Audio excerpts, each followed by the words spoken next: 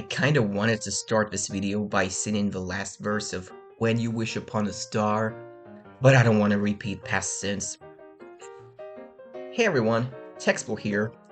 Today, we're taking a hiatus from my OCs to celebrate the 85th anniversary of Disney's Pinocchio. I happen to have a tradition to make illustrations for such occasions, at least when it comes to stuff I like. I mostly do that on DeviantArt and occasionally on Instagram, but last year I did it here as well for Lion King, Tarzan, and the Gargoyles.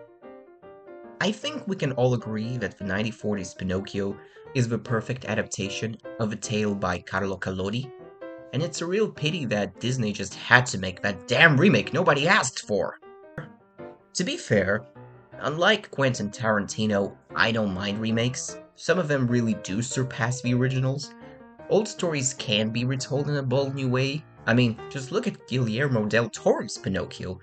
Still crazy that it came out the same year as the Disney remake.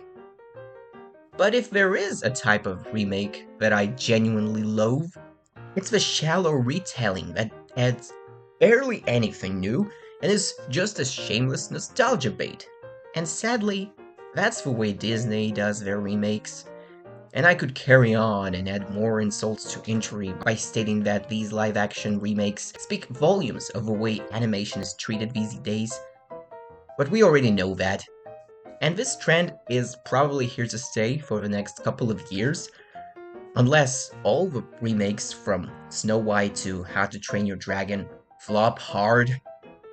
You really had to jump on that wagon, DreamWorks. Even Illumination has more dignity, for crying out loud. The only thing that's worse is these low-budget horror films starring characters who recently entered public domain, but as slasher villains. Come on, we can do better than that. Just saying, I'm not encouraging people to boycott these films. I'm just a small artist on YouTube expressing his feelings, but mostly frustration. Anyway, back to Pinocchio. At least the legacy of the original animated film is so great that you just can't tarnish it. And going back to When You Wish Upon a Star, just look at how the sun is represented. It is synonymous with Disney. It has been on the intro of Disney films for like 2 decades. It was sung by all the Disney characters in Once Upon a Story. Wish had a lovely send-off to it. And of course, it was sung by Gene Simmons on his 1978 solo album. Great stuff. I think that's all I have to say. I'll just let you enjoy the rest of the Speedpaint process. Thanks for stopping by. See ya.